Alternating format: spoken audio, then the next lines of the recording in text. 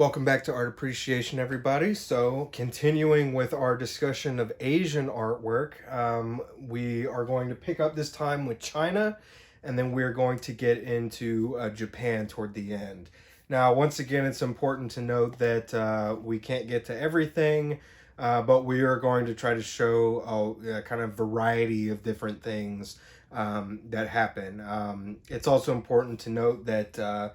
Many different Asian countries that we won't specifically talk about in this video also tend to fall under Chinese or Japanese aesthetic, particularly Korea, things like that. So a lot of what we'll talk about today in terms of Chinese and Japanese aesthetics tend to be kind of a blanket for some of these other Asian countries that don't fall under the realm of Islam or Western European culture, such as in Russia and things like that. So that being said, we begin with the Yellow River Valley civilization. So, much like the Indus River Valley civilization, the Yellow River Valley civilization in China also begins at roughly the same time as that of Egypt and Mesopotamia, the Indus River Valley, etc., etc.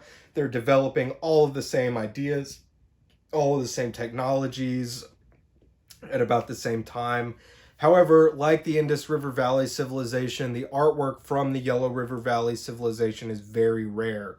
And that's largely due to the fact that the Yellow River is notorious for extreme floods that basically destroy everything in its path. But what we do have a lot of in reference to the Yellow River Valley civilization is bronze work. And so we see a lot of the most ancient Chinese art forms really take the form of bronze work. And so here we can see one such bronze work. This is what's known as a ritual vessel. This comes from the Erletau culture along the Yellow River and kind of northern to mid China to northern China. In that region. But this is a vessel that would have been used very much like our votive figures within the Indus River Valley civilization. This would have been used more for ritualistic practice rather than everyday use.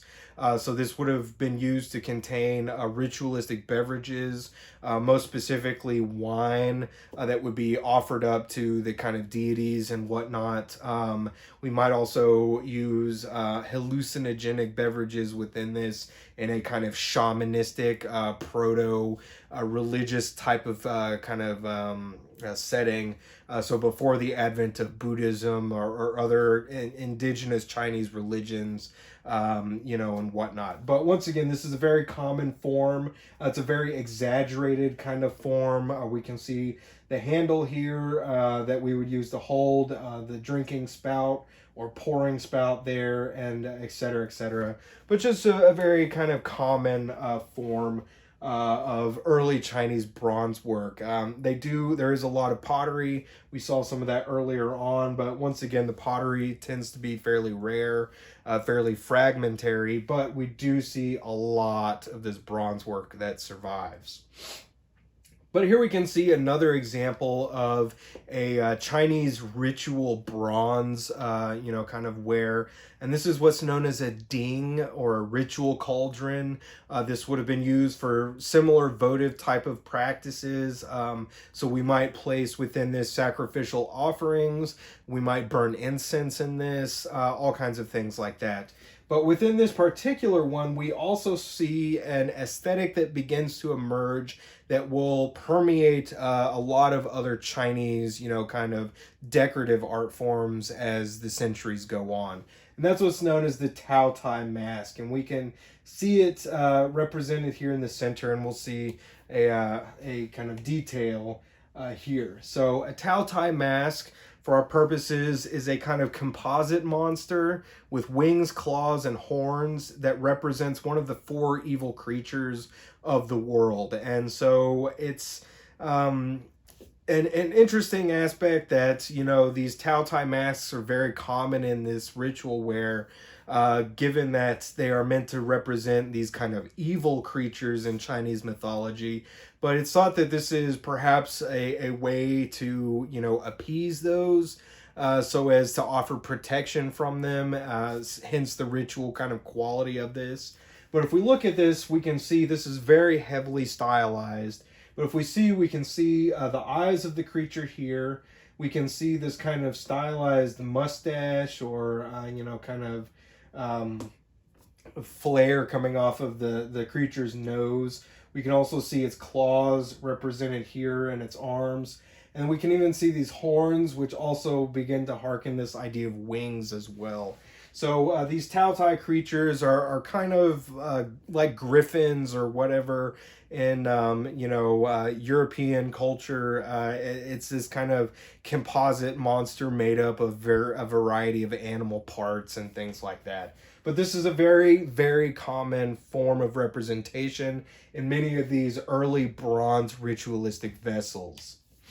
Now, aside from that, Chinese culture up through the present day is characterized by this kind of interaction of three major traditions, and these would be Confucianism, Taoism, and Buddhism. And so we've already talked about Buddhism within the confines of, Indian artwork, but it is important to note that the Chinese will adapt Buddhism into their own kind of practice with their own aesthetic, and it tends to mix with the traditional kind of Chinese philosophical systems that are Confucianism and Taoism. And so we'll get into that here in a little.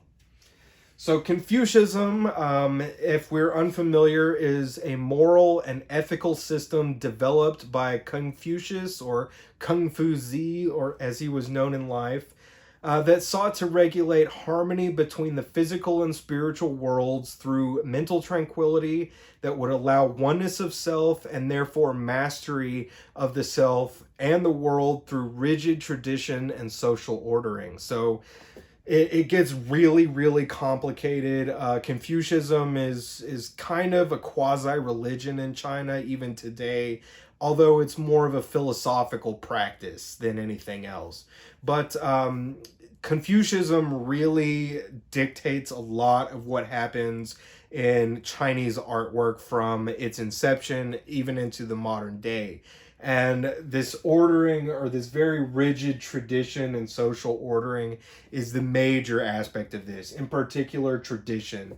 So kind of like ancient Egypt, which was like you did not break tradition in ancient Egypt. Well, China, very, very similar. Now it does kind of change over time, unlike Egyptian aesthetic.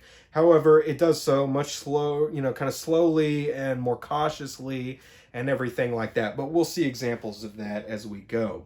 But in general, Confucianism is really all about this kind of rigid adherence to traditional values and social ordering, as well as, harmony within the self and within nature and within all things. So it's once again, it gets much, much more complicated than that.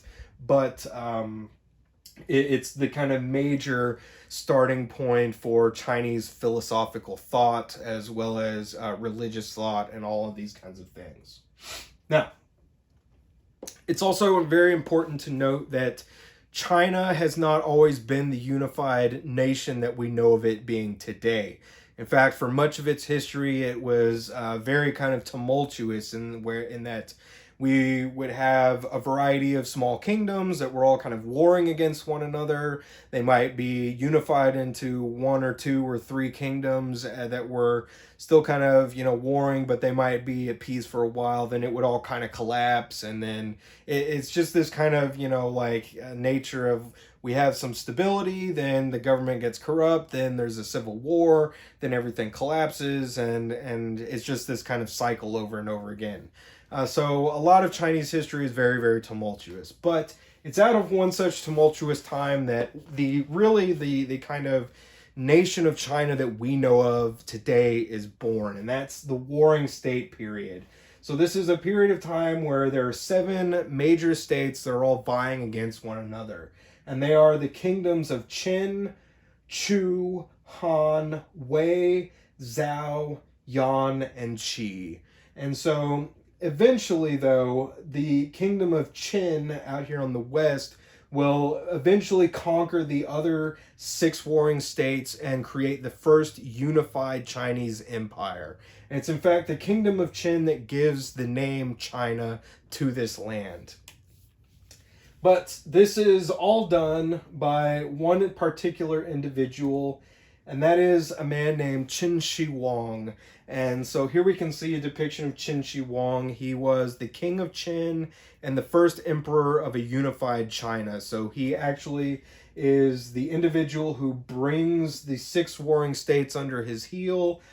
He does this in large part due to some of the teachings of, Sun Tzu's The Art of War, things like this, and everything like that. But he does a number of things for China.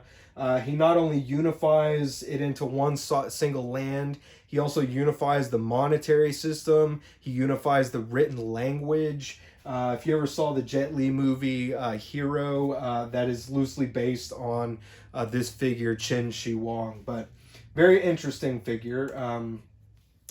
But what's really interesting is, not only the fact that he was able to do all these things in his lifetime, but, he's left us one of the most enduring aspects of Chinese or ancient Chinese artwork that we know of today, and that is in regards to his tomb. And so here we can see the actual tomb of Qin Shi Huang. It's a very large pyramid-like mound. It's not a pyramid itself. It's a kind of earthen mound that's, covering a kind of stone structure. But interestingly enough, it's one of the only intact royal tombs that's still left. It's actually never been opened. It's said that, during his lifetime, Qin Shi Huang traveled all throughout his empire in order to not only unify it, but also to, create good relations. But throughout his travels, he was constantly seeking this elixir of immortality. And in this kind of foolish endeavor, he ends up drinking a lot of mercury, which is seen as this kind of magical elixir at the time. And it's ultimately what does him in. It kills him. But it's said that within this structure is an entire a miniature, to scale model of his kingdom, complete with rivers and oceans of mercury. And this was always thought to be a myth until modern times, when they've done soil analysis on the mound itself and found that there's an extremely high mercury content in the area. So it kind of gives credence to some of these legends about this structure, which is kind of interesting in my opinion. But once again, it's never been opened, so all of his treasures and everything are still thought to be within this structure. But the structure itself is not just the mound or the pyramid-like mound that we see here. It's actually a very large complex. So every one of these colored, kind of rectangles are all aspects of the tomb itself.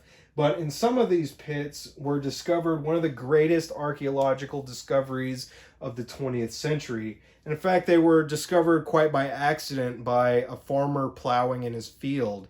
And he accidentally unearthed what comes to be known as the Terracotta Army.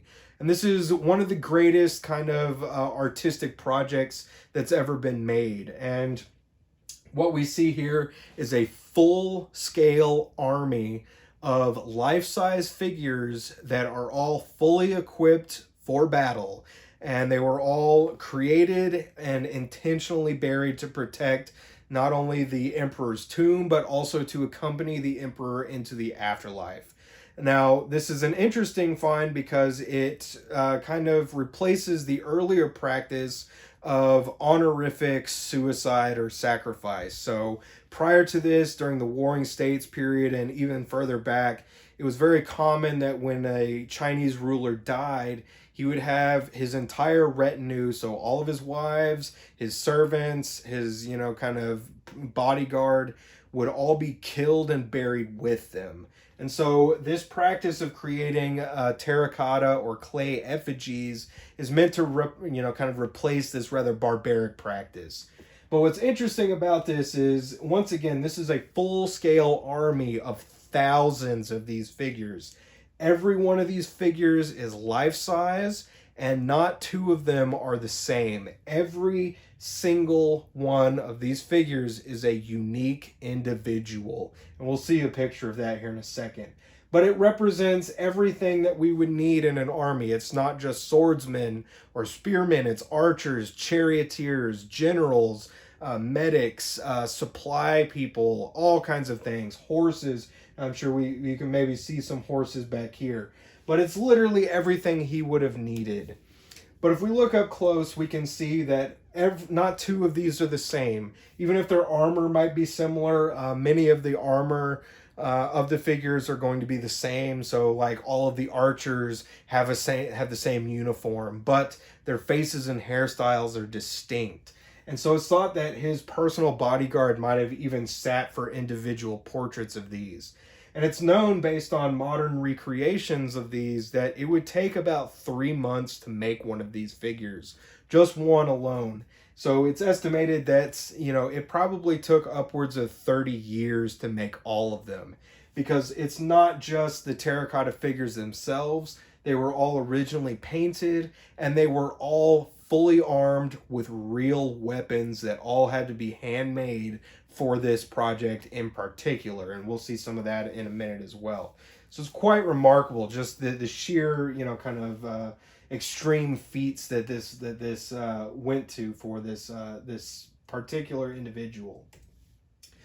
But here we can see an example of what these terracotta figures would have looked like originally. Much like Greco-Roman sculpture, they were originally very vividly painted. And we know that because when they were originally dug up, they still had all of this paint on them. However, interestingly, you can, the people that originally dug them up talked about, they would expose them and this color would literally fade in like the blink of an eye, once it was exposed to air for the first time in 2,000 years. So what we know based on it now is largely based on small fragments of paint that are left, but originally they would have been all very vividly decorated, such as we see here. Now, likewise, every single one of these soldiers was fully equipped for battle. Here we can see a bronze sword that was found in the pits in association with these as well. Every archer had a bow and a quiver of arrows. There were real chariots, that have been found in there, and all kinds of different things. In fact, here we can see the chariot of the king. This is actually made out of bronze as opposed to terracotta, but we can see the king's chariot with his horses and his attendant there. Once again, this would be used by the king to inspect his troops and all of these kinds of things. So once again, everything he would have needed for the afterlife was included in this tomb. Now, Qin Shi Huang's empire is fairly short-lived. He rules, and then I think his son and grandson ruled for a little while after his death. Excuse me. But it's quickly usurped by the Han Dynasty. And the Han Dynasty lasts from 206 BCE to 220 CE. And it's important to note that a lot of the artwork from the Han Dynasty is fairly rare, much like, the Yellow River civilization and prior civilizations. It just doesn't survive the test of time quite as well in this region of the world. However, what the Han are really well known for are many of their own technological innovations. So the Han are well known for creating the first iteration of the Great Wall of China. In fact, they actually connected many of the smaller walls that separated the various warring states into one unified wall. But it's important to note, too, that the Great Wall of China that we think of today, the stone one, is actually built during the Ming Dynasty in the medieval period, much, much later. But the original Great Wall would have been much more akin to this. It was mostly built out of mud and tamped earth. So what we see here is a surviving section of it out in the Gobi Desert. But what they would do is they would lay down logs with these kind of bamboo mats, and then they would fill in with dirt and mud and tamp it down, and then they would coat the exterior in mud brick. So the original wall was, once again, has not survived very well due to weathering and erosion and everything like this. But this begins a period of roughly 1,500 years of, wall construction that, accumulates in the Ming Dynasty Great Wall, which we're all familiar with now. However, the Han also come up with a variety of very interesting technical innovations, and one such device is this, and this is what's known as the Haofeng Daidong Yi, and this is, in fact, the very first earthquake detection machine in the world. And so this was created in the 1st century CE, roughly equivalent with ancient Rome. And what's interesting is we still don't even know exactly how it worked. However, the main function of this is that when an earthquake happened or was about to happen, the machine would detect the kind of tremors in the ground, and it would cause one of these dragons' mouths to open, and the pearl that it's holding in its mouth would drop into the frog's mouth. And then that way we would know not only that an earthquake was coming, but also from which direction it was coming. So this is a very interesting aspect. Once again, this is something that wouldn't be recreated until the 20th century with seismographs and things like that. So the fact that they're doing this in ancient China is just remarkable, remarkable. But similarly, we also have, innovations that we once again see in ancient China coming out of the Han Dynasty that won't be recreated in the West until the 20th century. And so what we see here is what's known as a crossbow mechanism. It's actually the trigger device for a crossbow, but this is important because this is the very first time that we have, been able to recognize standard interchangeable parts in history. And this is very important because before this, everything is handmade individually. So if something breaks, it's just done. You got to remake something by hand. Whereas with this technology, let's say this crossbow mechanism breaks when you're on the battlefield. Well, your weapon is no good anymore. But you could have spare parts that you could very quickly swap out and you're back in action again. And this is monumentally important because it makes the Chinese army at this time very, very effective on the battlefield. And it contributes to their success as an empire, et cetera, et cetera. But once again, this is something that we won't see in the Western world until Henry Ford and, the assembly line in the 20th century. So it's just beyond remarkable that they're able to do this. However, we do have aspects or examples of Han Dynasty artwork. A lot of Han Dynasty art, once again, is very rare because it just doesn't survive. But it's during this period that China also becomes a major kind of exporter of exotic goods. In particular, it's during this period that China holds a monopoly on silk manufacturing. And so here we can actually see a woven silk textile from the Han Dynasty. It's known that they traded this silk very far and wide. The Romans traded for silk with China via the Silk Road, all of these kinds of things. But once again, we can see this predominance of these kind of swirling geometric forms within Chinese kind of design aesthetic. This is something that carries even further on. So Chinese kind of motifs tend to have a more kind of swirling, curvilinear form to them than a hard geometry and things like that. So we can see that echoed in this. It's also echoed in pottery and, all kinds of decorative, things as well. But we also see a wide scale use of bronze work as well during the Han Dynasty as well. Here we can see a Ch.18 or a chimera, if you will. This is another one of these Chinese mythical creatures that is meant to be an evil creature. I find it interesting that in Chinese tradition, the dragon is actually not meant to be an evil creature. It's actually a good luck, kind of creature. It's also heavily associated with the imperial kind of household and everything like that. So it's kind of a role reversal to Europe at this time. But once again, we start to see really advanced levels of sculptural carving, of bronze work, metallurgy, all kinds of things like this as well. Now, that brings us to our other major kind of source of Chinese philosophical thought, and that is Taoism.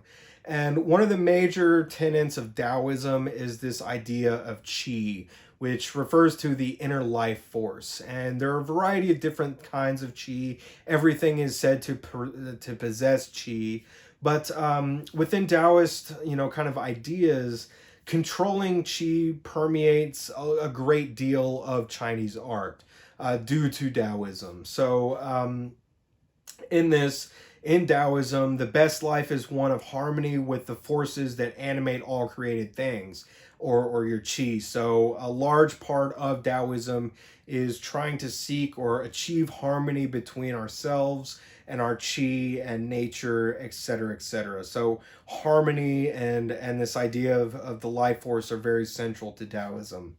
But achieving this harmony is said to make one immortal. And so this is another major aspect of a lot of artworks from this time period is this idea of harmony or tranquility of mind, of body, of nature, etc., and trying to achieve this kind of harmony or equilibrium within these forces as well. So here we can see an interesting example. This is known as the Mirror of Zwingli, although it's more accurately a kind of decorative shield, if you will. But this is meant to harken these Taoist ideas of achieving harmony within your qi or with your qi. So if we look at a little bit of a close-up, we actually have Zwingli, who's situated here on the left. She is the Queen of the East, and she is said to reside on this kind of mythical mountain made of jade. And jade is very important in Chinese culture and within Chinese art as well, especially sculptural art, because jade is seen to have magical properties associated with your qi and all of these kinds of things. However, Zwingli is also an individual that is the guardian of this peach tree, which is said to give out immortality as well.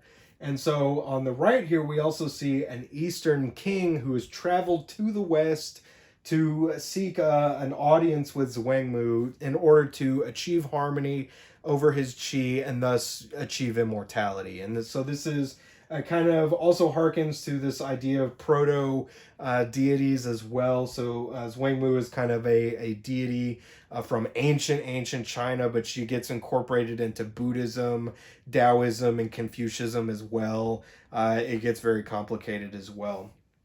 But once again, this whole idea is going and this quest to achieve harmony with your qi. And what I find interesting is this also has certain modern connotations as well.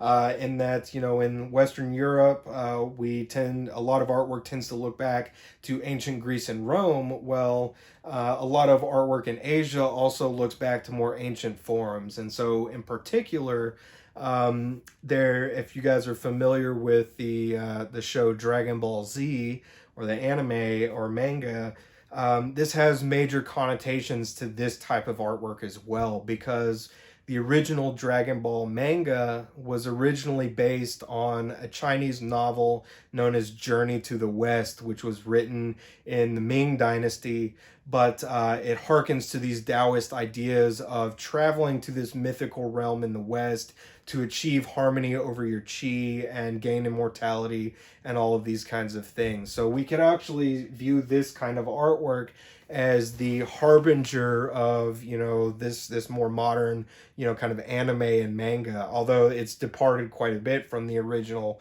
connotations of this, it has its basis in this as well. But I've always found that to be kind of interesting.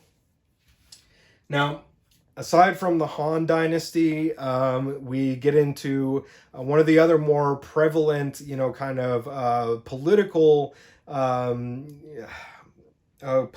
entities of Chinese history, and that is the Song Dynasty. And so this is after another kind of major civil war and reunification period within Chinese history. But during this period, we see that traditional Chinese painting begins to revolve around two major focal points, and these are calligraphy and landscape. And so calligraphy was seen as important to leadership through its symbolic link to strength of character. So calligraphy is very important in Chinese artwork in general, but it has connotations to harmony, to leadership, to all kinds of different things. But the use of the calligraphy brush in painting also becomes an attempt to raise landscape painting to this level that calligraphy and poetry hold within the Chinese framework. And so we start to see that landscape painting becomes an extension of calligraphy and poetry and is used to echo this kind of poetic quality of nature, this harmony within nature, all kinds of things like that. And we'll see examples. But painting is considered, once again, this extension of calligraphy. And, so therefore, painting and poetry become integrally linked. So you'll usually see the two go hand in hand with one another. So here we can see an example of this early Song Dynasty painting. And this is a painting by Fan Quan. This is Travelers Amongst the Mountains and Streams. And in fact, most of these Chinese paintings, ink paintings, really downplay the human presence within the natural scene. It's meant to echo the grandioseness of nature, but also the tranquil harmony of nature as well. So if we look, it's probably not easy to see, but the human figures, these travelers, are actually this really tiny little line of people right down over here.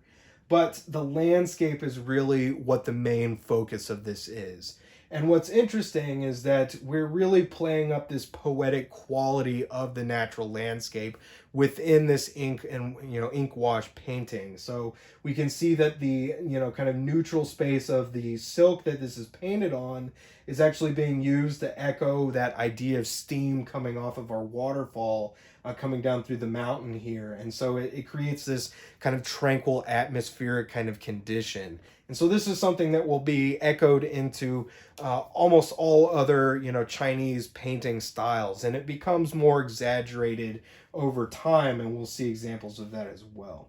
But the main idea of this is to echo this poetic quality of the tranquility and harmony of nature, if you will. So that brings us to the Southern Song style, and this is a much more intimate and personal as opposed to monumental form of representation. So the early song or Northern Song style is very much akin to Fan Quan's painting that we see here, whereas the Southern Song style becomes more intimate and personal. But once again, it's going to echo these ideas of, poetic reality, emphasizing harmony, tranquility, all kinds of things like this. So here we can see an example. This is Ma Yuan's watching a deer by the pine-shaded stream. And so once again, we see these very intimate, very quiet, very poetic, personal moments. So we see a scholar here, and he's got his little attendant back here, but he's just observing this rather tranquil scene across this kind of stream in this natural setting. And so if we look on the right, we can see two deer that are drinking from the stream. And once again, this is meant to be very tranquil and very poetic in that if you've ever seen a deer in person, they're very skittish, and the slightest movement or sound will send them running. And so to actually sit there and observe this scene, we have to be very tranquil, and we have to be harmonious in our presence within this natural setting, and so as to not disturb the natural setting. And so a lot of these Southern Song style paintings play up this kind of atmosphere and this kind of endeavor. Now we can also see that use of atmospheric perspective within the ink wash here. So we have the negative space of the silk being used to echo this kind of steam coming off of the early morning stream. Once again, also echoing this kind of poetic quality within the natural setting and everything like this. But we start to see too that as the Southern Song style begins to develop, we see that the use of calligraphy within the brushstroke of painting becomes more wholehearted. So the individual marks that are being used to make these scenes are very kind of fleeting and gestural, but they start to create a very realistic or representational type of scene. And so this is something that will also begin to be played up the further along that we go. So we start to see poetry and poetic calligraphy starting to come into the actual physical representation of a scene as well. So this is kind of an interesting aspect as well. But many of these Southern song, paintings emphasize these ideas of, kind of scholarly contemplation or Taoist contemplation within these natural settings. So here we can see Ma Lin's listening to the wind. So once again, we have to be, still and able to adhere with nature and bond with it, to view all parts of it, or at least encounter all parts of it. So listening to the wind requires us to be tranquil and harmonious in order to hear its song, if you will. But sorry about this. Following the Song dynasty, we also have the Yuan dynasty, which lasts between 1279 and 1368. And this is when Genghis Khan and the Mongols totally conquered China. And so they circumvent the Great Wall so much it didn't really do them any good. But they go on to conquer the largest land empire that has ever been. Not only do they conquer all of China, they conquer all of Asia. And in fact, they make it all the way to Vienna and Austria in modern Europe. So massive, massive kind of conquest. However, even though the Mongols totally conquered China, the Song painters refused to teach these foreigners and therefore become outsiders. So the Song painters were largely a product of court kind of sponsorship. So the aristocracy would sponsor them, pay for their paintings and everything like that. But they refused to interact with these, Mongol people who were considered, barbaric outsiders. And so they become outsiders themselves. So the Song painters create this new style called literati painting out of this kind of isolation that they self-impose on themselves. And the literati gave painting a more spontaneous look. So this is where calligraphy brushwork starts to come more wholeheartedly into play within the realm of ink painting and representational painting and things like this. So the literati painters were more interested in personal erudition and expression than the literal representation of immediately attractive surface beauty. So once again, it becomes more quick, it becomes more gestural, but in that sense, it becomes more poetic and more kind of linked to this harmony within poetry and the natural world as well. So most of it still represents these very tranquil landscape kinds of paintings. And once again, this will evolve and we'll see this evolution go on. But here we can see Qin Ying's Fisherman's Flute Heard Over the Lake. So once again, we have a scholar and a little kind of pagoda thing over here. And he's listening to this fisherman who we can barely see as he plays his kind of flute as he fishes. But once again, it's meant to be this kind of harmonious, tranquil scene that's meant to entice contemplation within the mind of the viewer. This would also have poetry associated with it as well. But we can see that the mark making, it's a little hard in this one, but we'll see better examples, that the mark making becomes more quick and more gestural and less, rigidly adherent to natural reality and things like that. But once again, here we can see just another example, Wu Zin's Fisherman. So once again, these kind of, minimal presence within the natural landscape. But we can also see the poetry and calligraphy associated with this particular painting as well. But once again, echoing all of these ideas of harmony and tranquility and all this. I can't overstate this enough with this type of work. But once again, it's a lot of it starts to deal with kind of scholarly pursuits as well. So here we can see Wang Ming's writing books under the pine tree. So once again, contemplating our scholastic endeavors within this tranquil, harmonious natural landscape. We also have the poetry and calligraphy associated with that as well. We can also start to see that the mark making in this starts to echo some of that calligraphy mark making as well, quite a bit more, etc., etc. Now, Chinese painting from the Ming Dynasty forward evolves down two parallel paths. So academics begin to copy old masters and innovate very cautiously. And then these literati or outsider artists begin to take a bolder and freer approach. Now, it's important to note that the Ming Dynasty overthrows the Yuan Dynasty, so they expel the Mongols and they kind of create this new rebirth of very traditional Chinese aspects. It's during this time that the Great Wall that we know of is built and everything like that.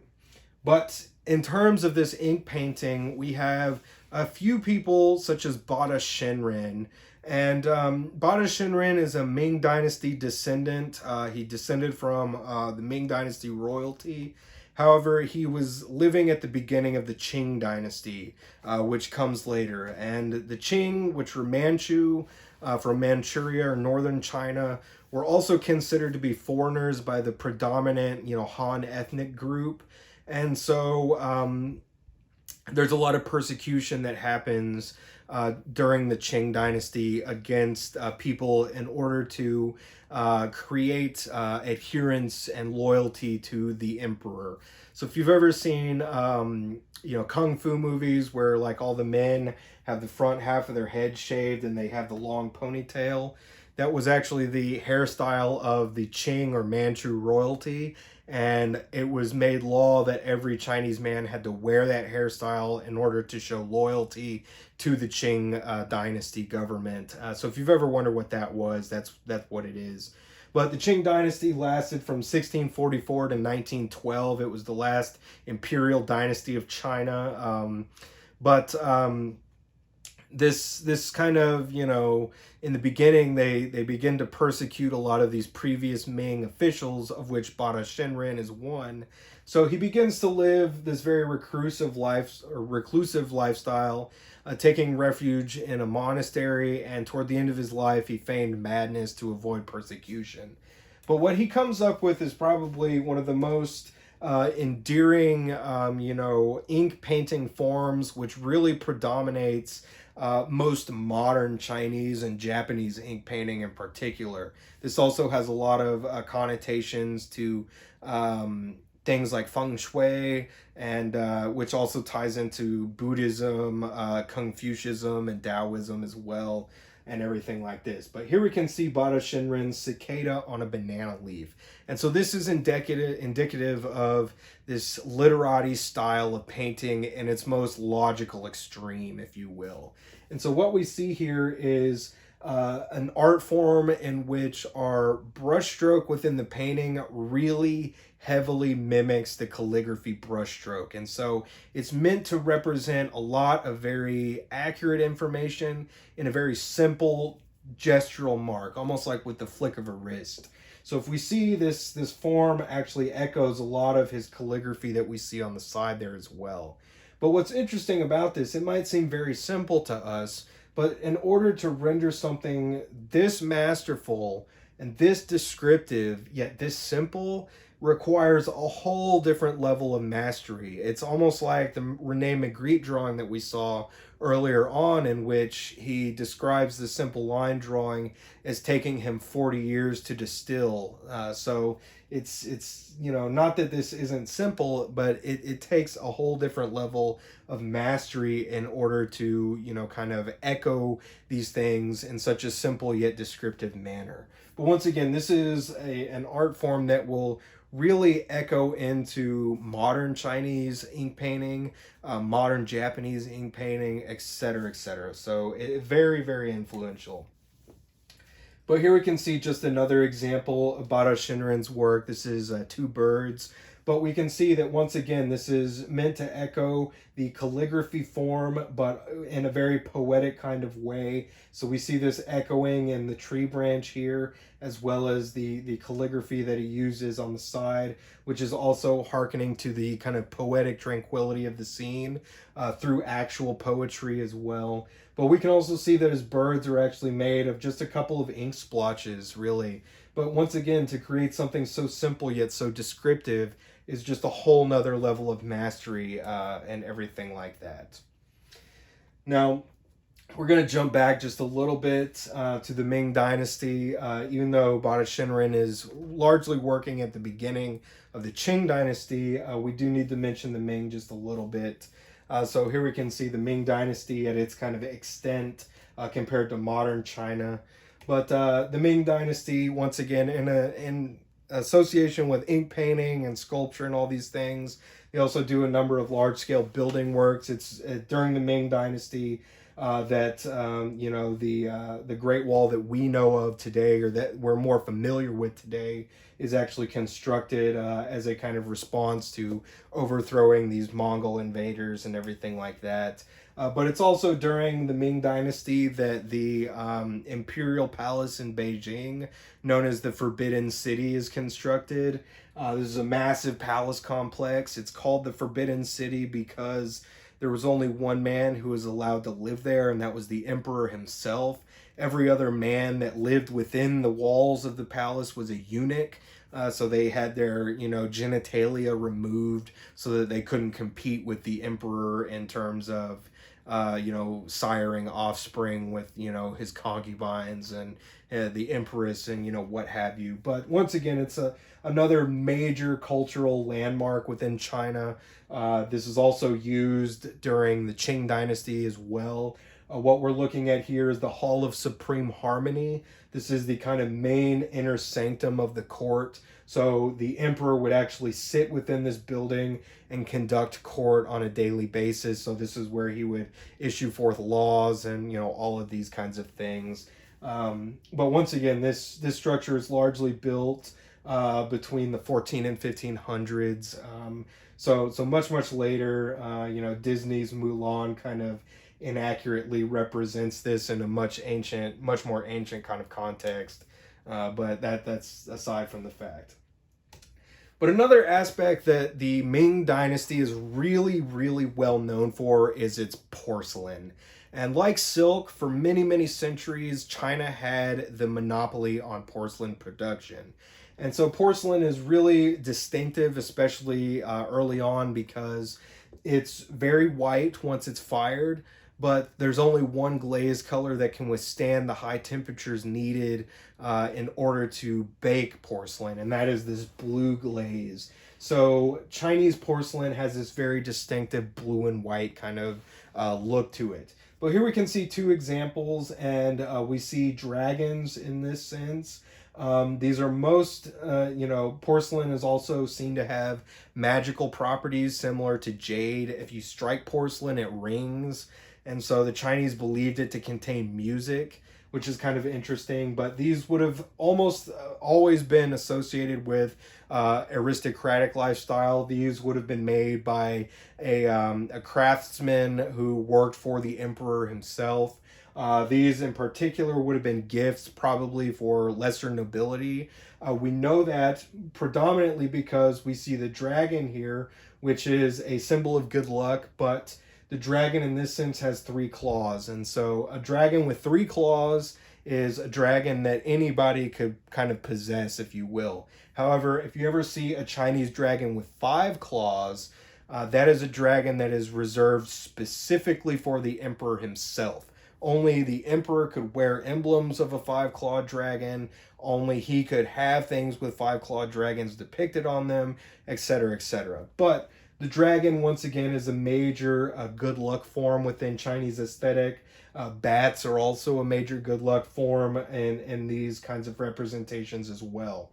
But we can see that curvilinear and kind of floral motif form is very prevalent in this kind of work as well. So it has this more flowing, undulating kind of quality within it.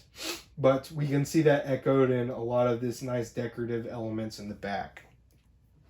However, here we can see just another example of a Ming Dynasty porcelain vessel. In this case, we actually have a imperial dragon. So this is would have been used by the imperial household, although not by the emperor. It would have probably been used by one of his concubines. So we can see this one has 4 claws as opposed to 3. So once again, the higher your status, the more claws your dragon would have, everything like that. But once again, we can see these kind of cloud forms are very predominant. We'll also see this echo into Islamic art via trade on the Silk Road as well. So we'll see that a little bit later on as well. But an interesting aesthetic there. Now, that brings us to Japan. So, Japan, very similar to China. A lot of early Chinese aesthetics blend into Japanese aesthetics, and then they kind of become their own thing via extreme social isolation throughout periods of time. But early on, we see a lot of the same things that we see in the earliest Chinese art.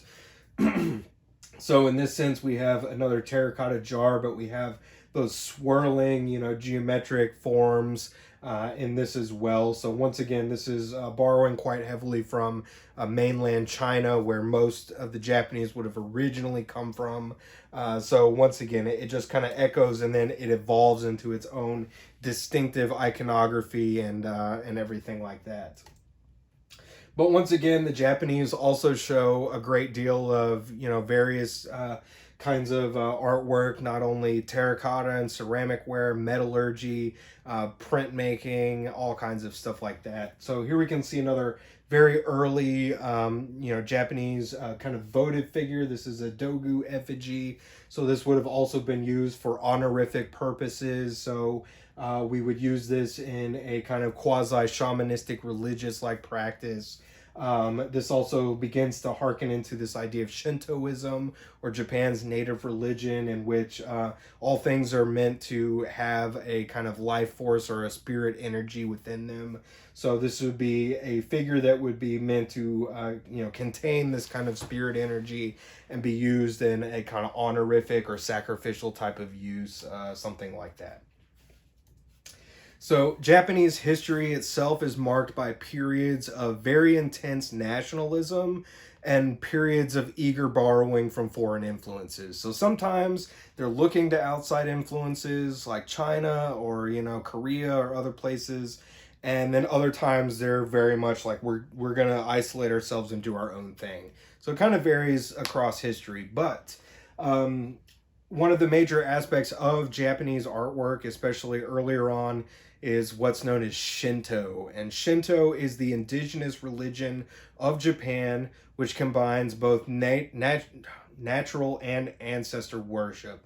So not only are we venerating our ancestors, we're also venerating natural spirits. And within Shinto, everything is said to contain a natural spirit. So everything from rocks to, trees to, temples to people to, everything that we can imagine is said to contain a spirit. So in this sense, forests, fields, waterfalls, stones, etc. are all considered holy and dwellings of the gods in the Shinto religion. So you'll see a lot of the time many Shinto shrines are built around or near such kinds of sites. So we might have a small shrine around a stone, or we might have a shrine in the middle of a forest, or something like this. That brings us to one of the most interesting of these Shinto shrines, and that is the Ise Grand Shrine. And so here we can see the Ise Grand Shrine, or Grand Shrine, and this is built in the middle of one such sacred forest in Japan. And what's interesting is that this entire temple is built with nothing more than natural materials. There are no nails holding it together. It is literally only built out of wood and rope and like a thatched roof. But what's interesting is that it was originally built in the 4th century BCE, but every 20 years for the last 700 years, it's been completely dismantled and rebuilt right next to it with new materials from the forest so as to renew its spiritual energy. But so every 20 years for 700 years, it's been torn down and rebuilt, and then rebuilt, and then rebuilt. So it's kind of an interesting aspect of it. But it's meant to hearken to this idea of the living nature of the spirits that animate this structure. So once again, the wood is all taken from the sacred forest. All the materials are taken from the sacred forest, and it's meant to hearken to this whole idea of that, spiritual veneration and everything like this. Now, the first major wave of cultural exchange begins in Japan in the 7th century when the Japanese prince Shotoku sent emissaries to China to study their civilization. Now, Shotoku enthusiastically embraced Buddhism, making it an official religion in Japan. And what's interesting is kind of like Southeast Asia, where Buddhism and Hinduism combine, Shintoism and Buddhism also begin to combine somewhat. Now, there are people who practice Shinto wholeheartedly, but Buddhists or Japanese Buddhism also begins to incorporate ideas from Shintoism into it. So it kind of becomes its own thing as well. So, Japanese Buddhist sculpture of this period is very highly influenced by the Chinese. Here we can see a statue of Prince Shotoku himself.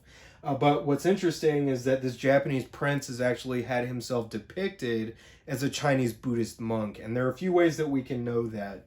So in particular, the style of robe that he's wearing, in particular, this kind of ring that's holding his robe up is very indicative of Chinese Buddhist monk attire from this time period. We can also see that he's depicted wearing a Fu Manchu goatee and mustache, and he also has a shaved head. So this is all very indicative of Chinese Buddhist monk attire from this time. But we can also see stylistically, it's embracing that kind of sensual stylization coming out of other Buddhist representations. We can also see that he's depicted in a stance of meditation with a gesture of prayer as well. So once again, it's bringing this kind of Chinese aesthetic and making it kind of Japanese-esque, if you will. Even though it's still representing a variety of Chinese tropes, it's beginning to hearken into this idea of Japanese aesthetic, in particular the throne that he's seated on and all of this kind of thing. But we also see that Shotoku begins to encourage the aristocracy to learn how to use the Chinese script.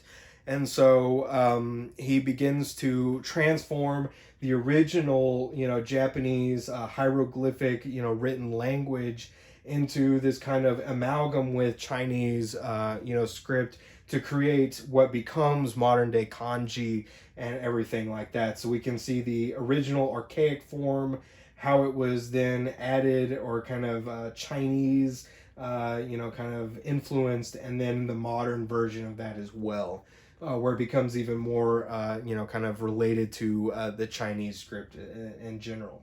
But we also see that Confucian teachings about social order and respect of tradition also become widely adopted within art and architectural aesthetics as well, within Japanese culture and everything like that. Specifically, these kind of tradition or this adherence to tradition, as well as this idea of like Zen Buddhism and harmony coming out of Taoism, begin to influence Japanese aesthetic as well. But we see it also echoed in architecture. So here we can see this is the Horiji Temple. So this is actually one of the oldest surviving wooden structures in the world. And this is not only a temple, but a monastery for Japanese Buddhism. But we can see once again that traditional Chinese watchtower pagoda has been incorporated into this. In this structure as well, we also have a large meditation hall as well as a library. So we have a library containing Buddhist scrolls that we can go and study. We have the stupa-like structure that we can, use in our religious devotion. And then we even have a large lecture hall where we can go and listen to liturgies and teachings and make our prayers and meditation and all kinds of things like that. But if we look at it, even though the kind of main architectural form is somewhat based on these traditional Chinese aesthetics, we can see that it's also incorporated Japanese aesthetic as well, particularly in the more kind of elaborate decorative elements of it. The roof kind of swooping also becomes a little bit more exaggerated within the Japanese, kind of context. But once again, we see how these, different things are incorporated and kind of amalgam together in an interesting way. Now, aside from that, Japan is really well known more for its graphic art. So it's painting and its printmaking in particular. So it's really during the Kamakura period that painters begin to prefer things like hand scrolls that depict the passage of time. And so I've always thought that these hand scrolls, which are meant to be unveiled and unrolled so as to kind of tell a story in episodic motion, are the major influences for what will become manga and anime much later on. So I've always found that to be kind of interesting. But here we can see one such of these illustrated scrolls. This is the Heiji Monogatari Maki scroll, and it's a scroll that depicts a major aspect of Japanese life in the past, of Japanese feudal life, and that is this kind of constant state of warfare. Japan is, for most of its history, not really a unified country. Instead, the emperor is always more of a spiritual leader, and the real power is held by the shogun or the shogunate. And so many of these rival daimyos or warlords are vying for power to become the shogun. So there's a lot of civil war in Japan throughout most of its history, and this is where the samurai come into play. But here we can see a scene from the scroll. This is night attack on the Sanjo Palace. So this is a daimyo, a rival daimyo, kind of attacking the palace of the shogun in order to wrest power away from him.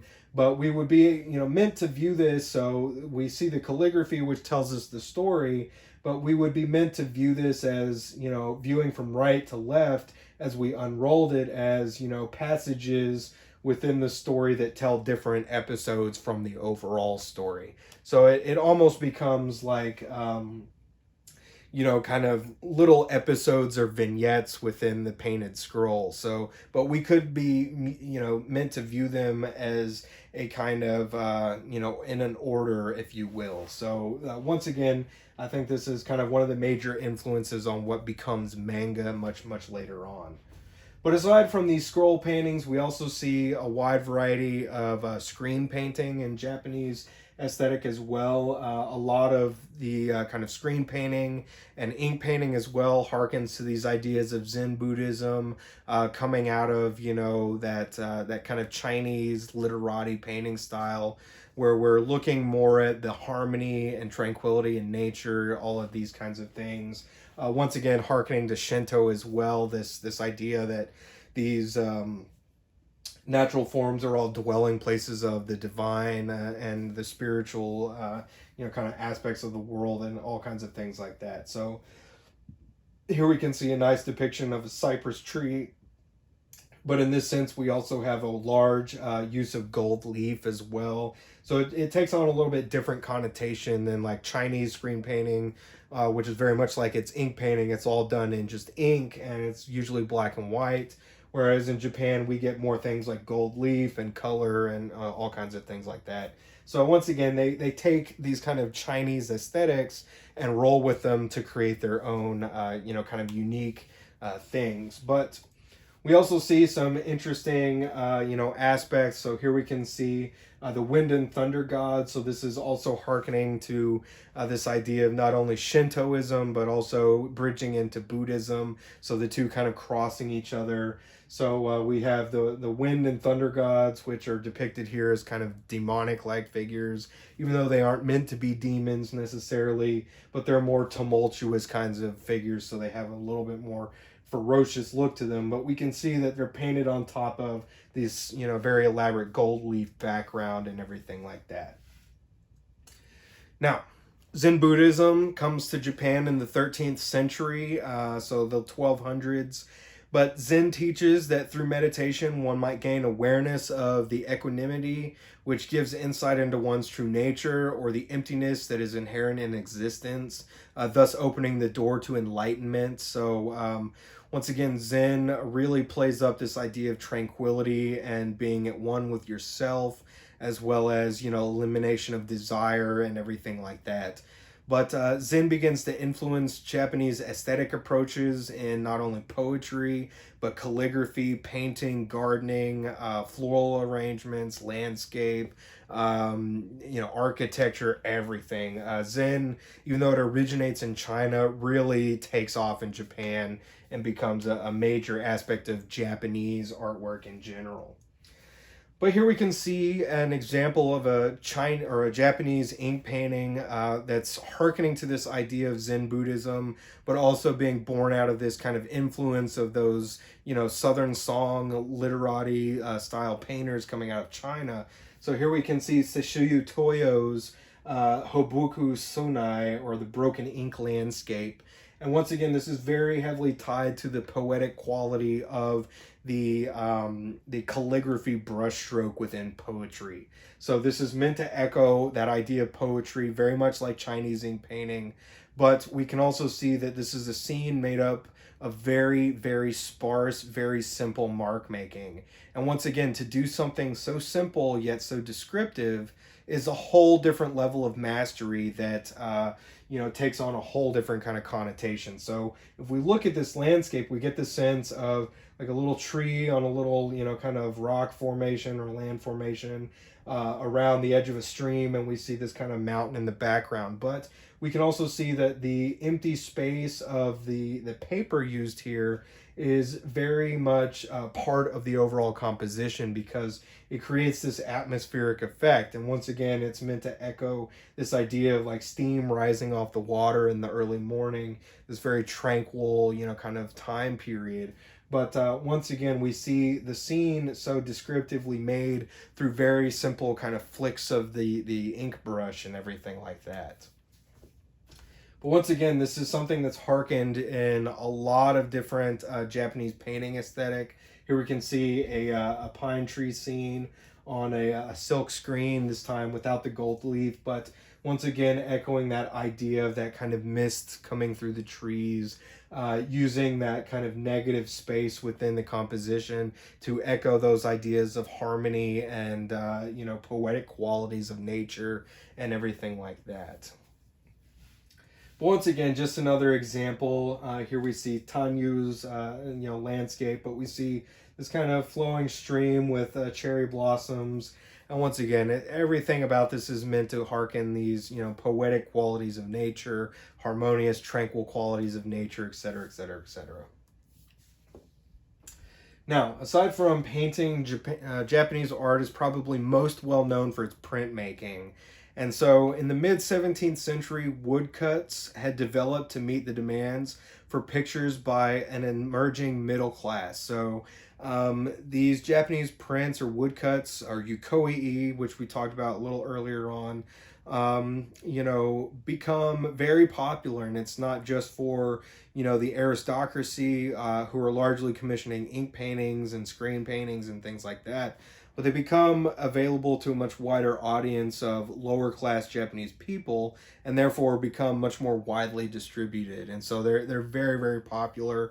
These Japanese prints are also very influential in the creation of manga and anime much later on. I even see people, nowadays making them that harken to some of those things, and but also harken back to these, extreme adherence to tradition and all kinds of things like that. So it's very interesting. But Japanese artists really extend Chinese woodcut techniques and make them into a much, much more popular art form. So in China, woodcut is used for very utilitarian purposes, for money, for books, things like that. But in Japan, we start to use it for more aesthetic or purely aesthetic reasons. So just for, scenery and things.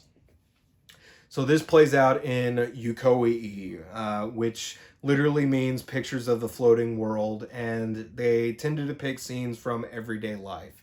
And it's a wide variety of things: landscape, popular entertainment, portraits of actors or people, as well as the impermanent, pleasurable aspects of life are very common subjects within Yukoi prints.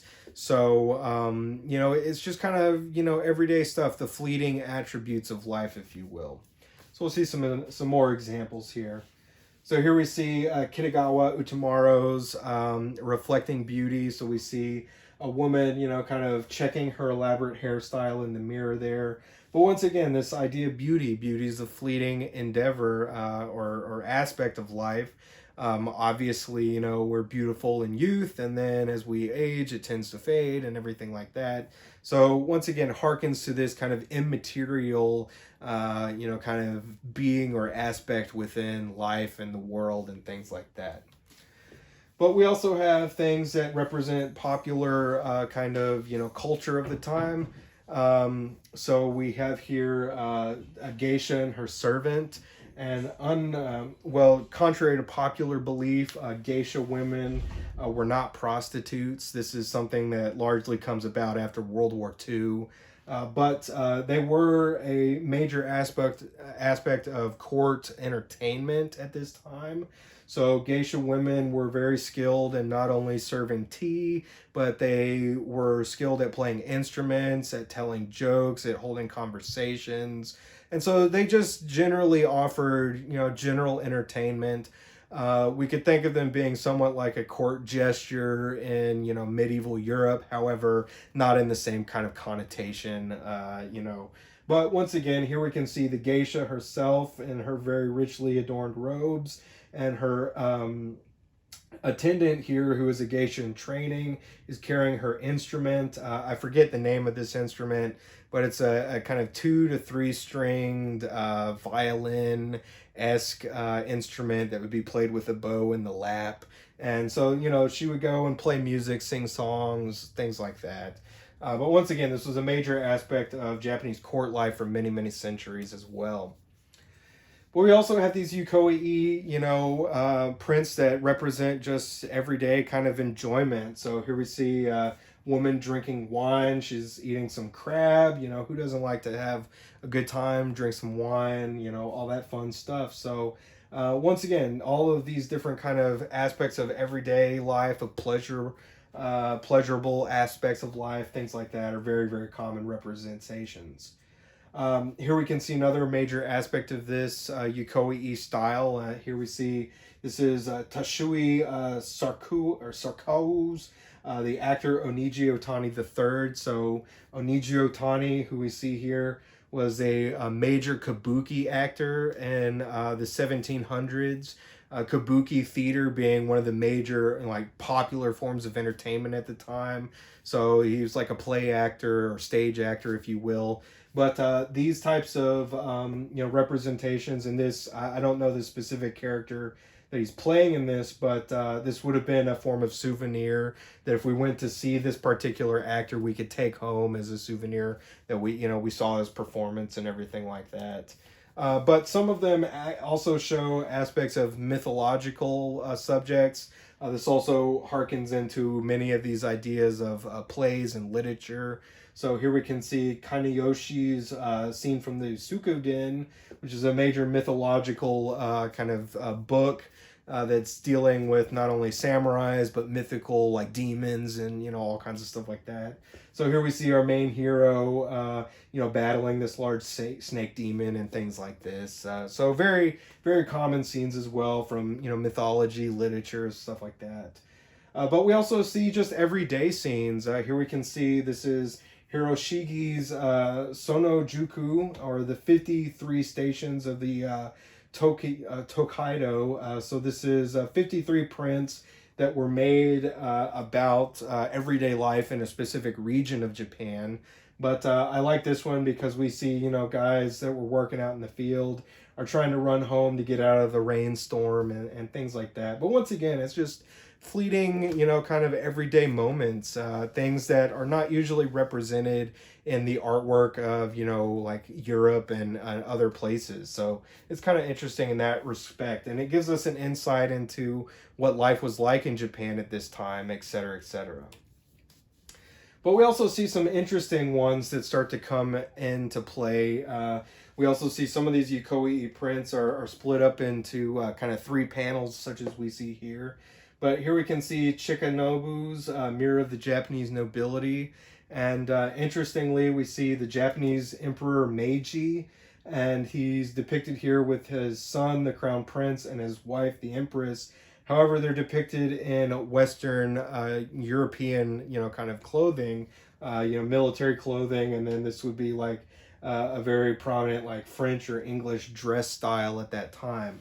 But what's interesting is Emperor Meiji is the emperor who first opens Japan back up to Western, kind of contact, if you will. If you ever saw the movie The Last Samurai, the emperor that's featured in that is Emperor Meiji. His grandson, the son of the crown prince, is Emperor Hirohito, who was emperor during World War II. But once again, he opens up Japanese society and begins to transform it from a feudal kind of state in the middle of the 19th century into a very modern economic superpower at that time and everything like that. So very, very interesting there. And this was also would be a time period where common people would not have been allowed to even look at the emperor. So he's kind of demystifying the whole, kind of aspect of imperial life in this as well. And so he's becoming more of a secular political figure as opposed to a purely religious kind of figure as the emperor would have been in previous centuries to this. So kind of interesting there. But that ends us off for our discussion of Asia. Next time we'll pick up and we'll start looking at the artwork of Islam and Africa, and then we'll get into pre-Columbian America and things like that. So until next time, we'll see you again.